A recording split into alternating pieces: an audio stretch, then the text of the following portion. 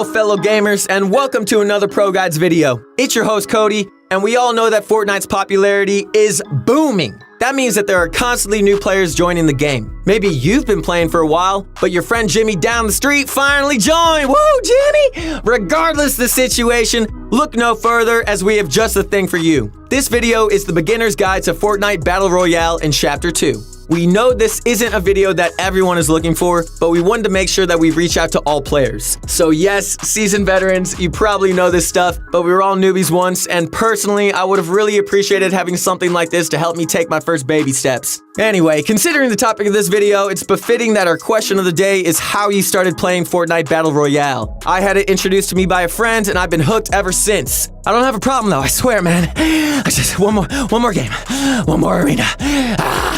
Okay, sorry.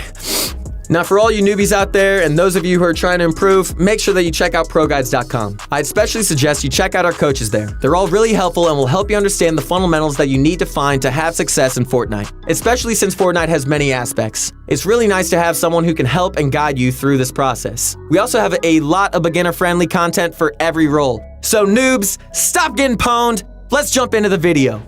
Released on September 26th of 2017, Fortnite is a battle royale game where 100 players are placed on a giant map with a storm that slowly closes in on everyone while they're forced to fight it out to be the last man standing. Fortnite has 3 core game modes, being solos, duos, and squads, with 1, 2, and 4 players per team respectively. Another mode, trios, was introduced, but not as a core. In duos, trios, and squads, you can team up with your friends and work together to survive, or you can play solos for a more intense experience. In Fortnite, there is one primary goal, and that goal is to get the shiny Victory Royale. The Victory Royale signifies that out of 100 players fighting it out to the end, you were the one player who defeated them all, and you were the last player or the last team alive in the end. The ultimate goal of any Fortnite game is to get the win. Get that W, bro. Whether you're playing in a competitive tournament or playing casually for fun, the win is the ultimate symbol of, well, beating 100 other players. While a win is pretty difficult to attain, there are certain strategies that you can use to increase your chances of winning. For example, playing a more passive playstyle and avoiding fights is an effective strategy which we'll be going over later on. In Fortnite, there's no particular kill count you have to achieve in order to win. In fact, it's quite the opposite. Sometimes eliminating other players hurts you more than it helps, but we'll get to that later on in the video. Now that we've gone over the core concept of Fortnite, let's discuss a bit more about this map that you'll be spending most of your time on. There are a bunch of points of interest around this map, with 13 main locations. However, it hasn't always been this way. In fact, until just a few months ago, we had a whole different map. We're currently playing in Chapter 2 of Fortnite, which released on October 15th of 2019. There are currently 13 primary points of interest, with other small unnamed locations scattered around the map. The ultimate goal of each location is to provide loot, being your weapons and healing items, and to provide materials, which can be used to fuel Fortnite's primary mechanic. And the reason we all love the game so much, building, like Bob, dude, what's up? Loot comes from one of a few sources. First, we have floor loot, which randomly spawns on the ground in certain areas. Second, we have ammo crates, which provide ammo for your weapons, and sometimes if you get lucky and get a blue ammo crate, they'll include even more ammo than usual and sometimes even carry healing items. Third, we've got the supply drop, which comes from the sky and drops a high rarity item with healing items and ammo. Finally, the most popular source of loot is from chests. Chests come in 2 types, the normal chest and the blue chest, also referred to as the super chest. This super chest only drops good loot, with only the 2 highest rarities of weapons dropping from them, along with guaranteed healing and materials. Normal chest drops some materials, a healing or utility item, and a weapon with good ammo to go with it, which can be of any rarity. Speaking of weapons, I think now would be a good time to go over the weapons and items in Fortnite, because this is essentially what you'll be using to win the game. The term loot pool refers to all of the weapons and items that exist in the core game modes. Fortnite's loot pool includes 8 unique weapons that come in different rarities from common, rare, epic, and legendary. The higher the rarity, the less bloom and higher damage it does. With different uses, 5 healing items, 3 shield items, 3 utility items, traps, and boats for mobility. Let's go over the Fortnite loot pool so you can get a better understanding of it. First off, we have the long-range weapons. The only primary long-range weapon in Fortnite as of now is the bolt-action sniper rifle. This weapon deals extremely heavy damage, but it only has 1 shot per clip and takes a few seconds to reload before it's able to shoot again. Next up, we've got the mid-range weapons. These include the assault rifle, the burst assault rifle, and the rocket launcher. Starting at the top, we've got the basic assault rifle. This weapon deals a fair amount of damage, shoots pretty fast, and has good range. The The assault rifle, or AR for short, is the textbook weapon in Fortnite, with everything about it being pretty normal. Second, we've got the burst AR. This one is essentially the same as the classic AR, but instead of shooting on full auto, it shoots bursts of 3 shots at a time with a short delay in between. Finally, we have the RPG. We call the RPG mid-range because while it can be very effective at pretty much any range, we mainly see it being used in mid-range for maximum effectiveness. The RPG is great for destroying large structures or hitting splash damage on an opponent. Both assault rifles have clips of 30 rounds, and the RPG has 1 rocket per clip with a very long reload time to account for its explosive strength and power. Finally, the last class of weapons, the short-range weapons. These will be used the most, as most engagements in Fortnite are in close quarters. These weapons include 2 types of shotguns, the tactical shotgun and pump shotgun, the submachine gun, and the pistol. Starting from the top, the tactical shotgun deals heavy damage with a fast fire rate. However, this weapon has a large spread, and it isn't exactly the most accurate. If you have good aim and you're a bit more precise, the pump shotgun will be your homie, dude. Come on. Woo! I love you, shotgun. Don't ever leave me, please. With even heavier damage but a slower fire rate and less spread, the pump shotgun rewards accuracy and precision with high damage shots. However, if you miss your shot with the pump, then you'll be in a rough spot, so be careful.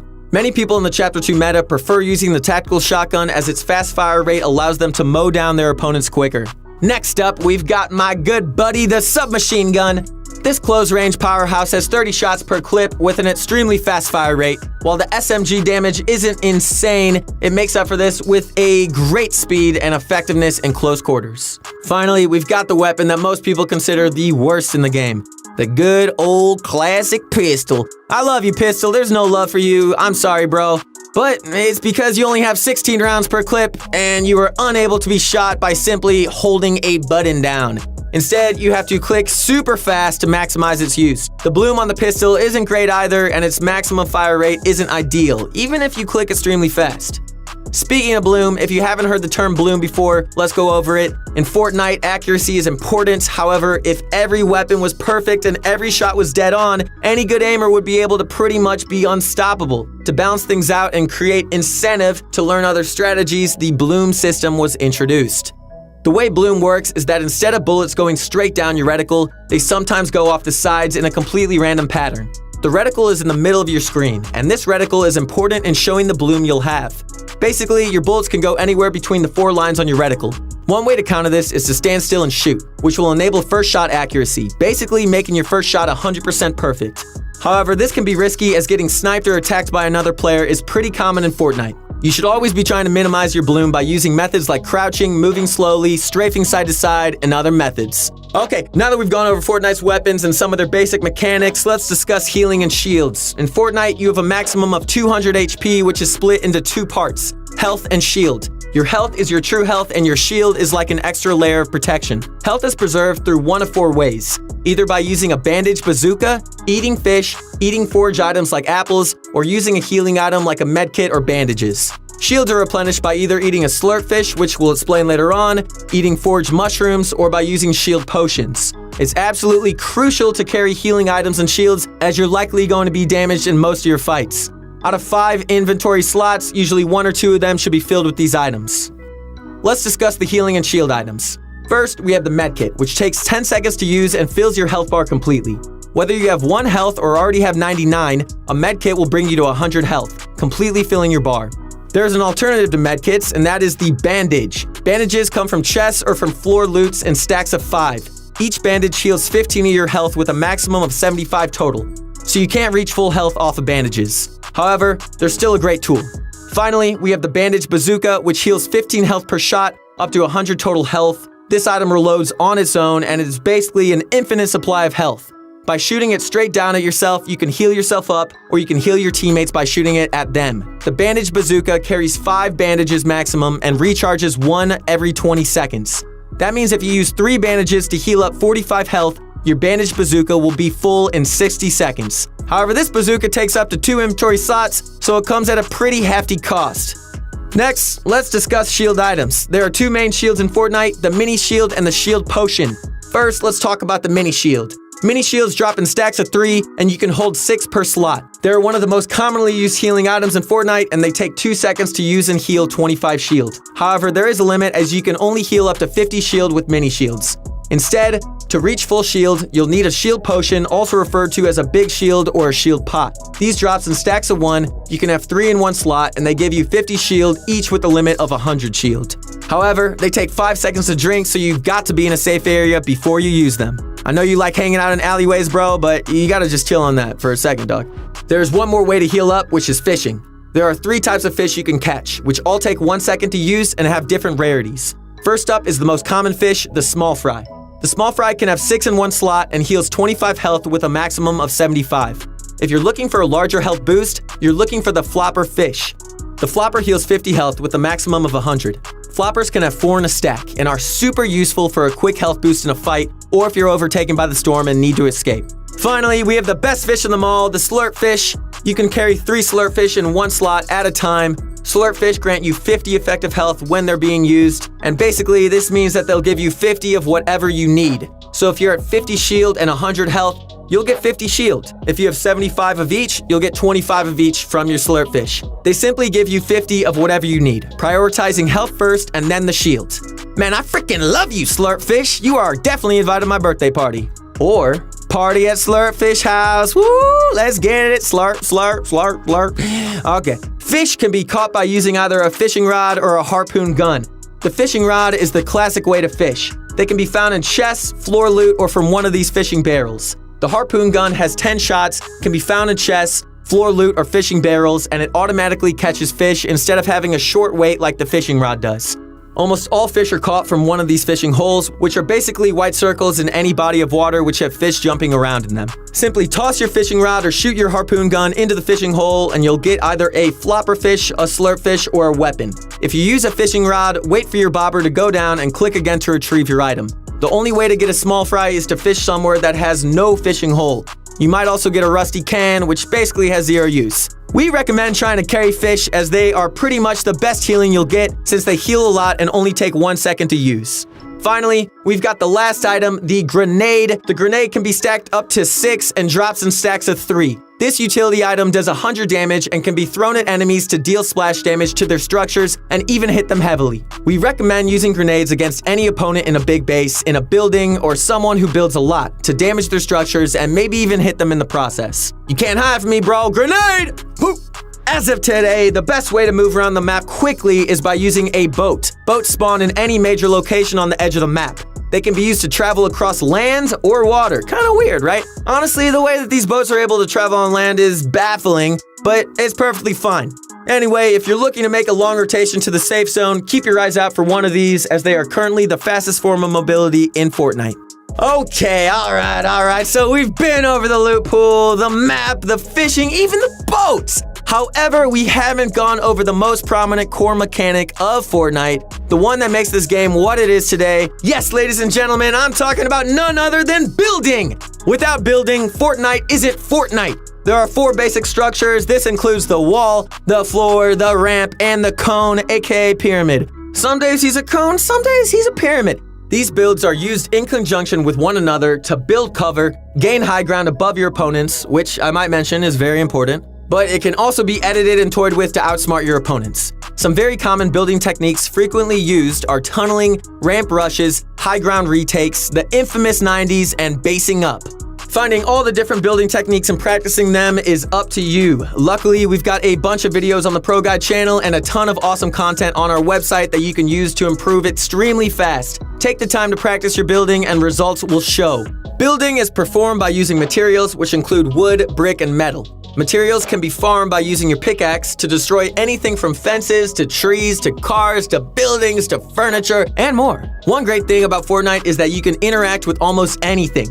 Almost anything you run into is farmable. You can see your material count on the bottom right of your screen. Each build takes 10 material, and you can decide which material you need to use based on your situation. If you're in a normal fight, wood will do. But if you need a heavily reinforced building like a base or a box to heal in, brick or metal will definitely work better. Now let's head on over to editing. Editing is another crucial game mechanic used in direct conjunction with building. Editing is used to modify your structures. You can do anything from a simple window or door edit in a wall all the way up to spiral staircases and other crazy looking things.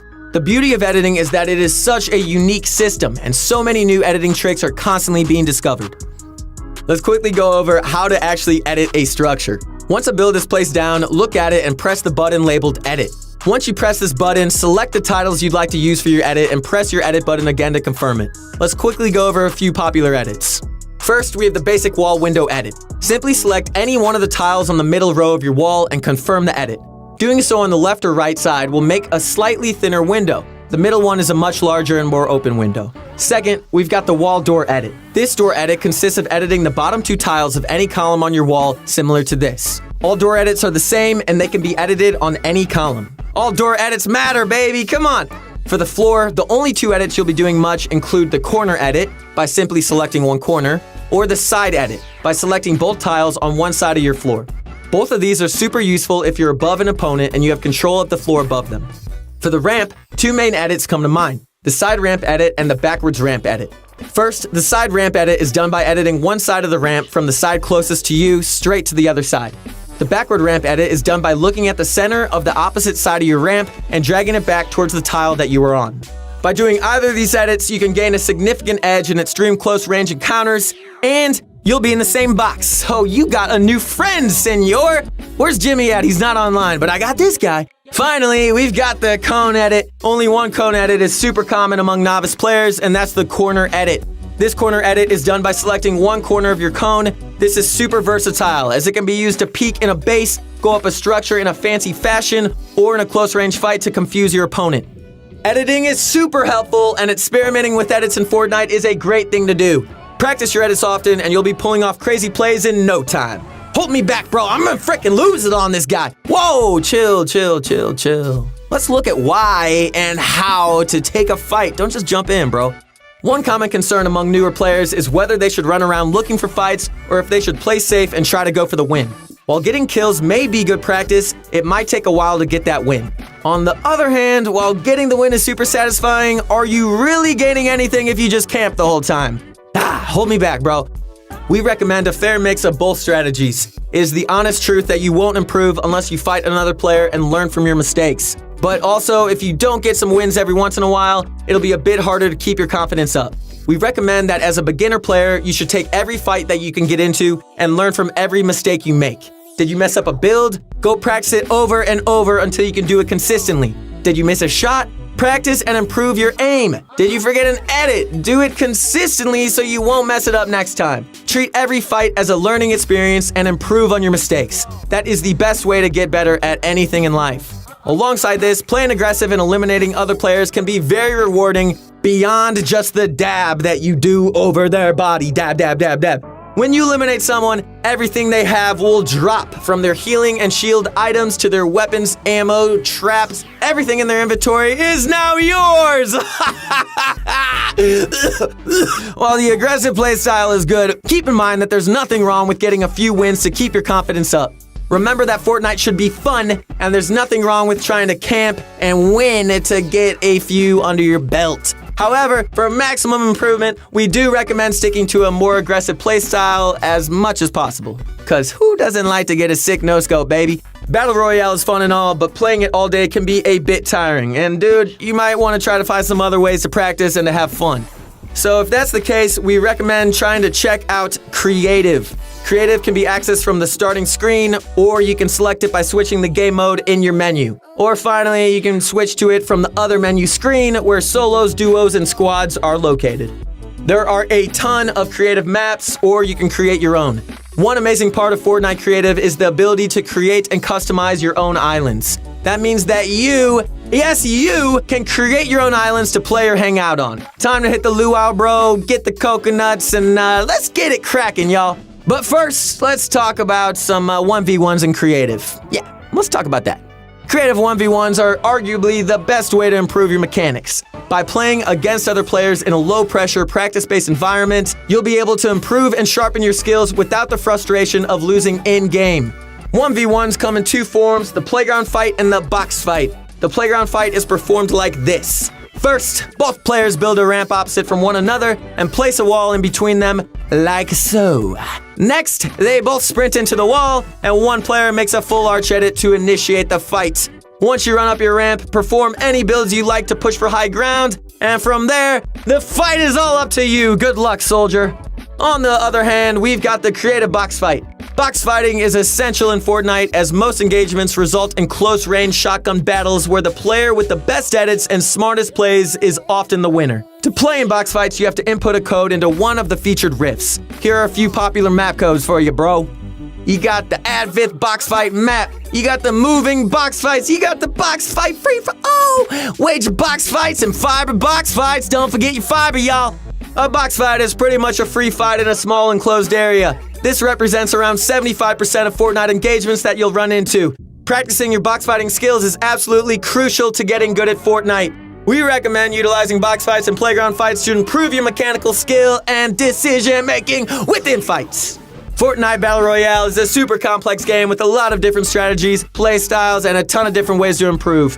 Improving in Fortnite is a difficult thing to do, but at this point, you got the knowledge, you got the core mechanics, and you got the basics of Fortnite. So the only thing left for you to do, player, is become a player. Pop in that game and start doing it, dude. Watching the ProGuides YouTube channel or checking out ProGuides.com will also help you hugely in improving at the game faster, so give that some consideration as well. Alright guys, that's going to be it for today's video. Go into the next early game confident knowing that you've got a good strategy and you will come out of your fights with great loot, materials, and a path to the end game. Because we getting that W, baby. Really hope you enjoyed. Don't forget to use code ProGuides in the Fortnite item shop when you make any sort of purchases, as it really helps us out and we really do appreciate it. Comment down below what you thought about this video and what you'd like to see on the next one. We aim to bring you guys the best daily Fortnite content, so do us a favor by liking this video, subscribing to the channel, and show ProGuides.com some love for bringing you to this video. Thanks for watching. I'm your host, Cody. You can follow me on Instagram at Coco Midler. And guess what, guys? I'm gonna go hang out with Jimmy down the street. So I'll see you on the next one. Woo!